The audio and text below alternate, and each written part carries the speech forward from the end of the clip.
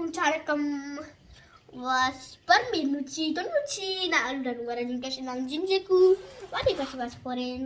வாட்டு ஒரு பறவை நீரில் நீரில் நீந்த வல்லது.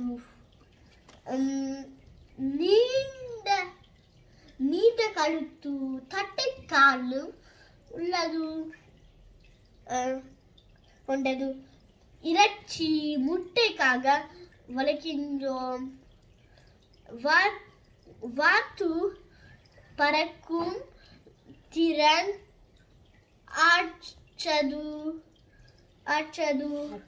அற்றது. மீன் புழுக்களை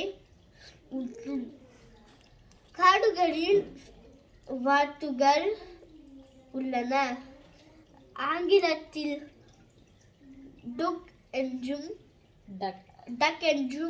பிரான்சில் கனா என்றும் சொல்லுவார்கள். நன்றி, வணக்கம்.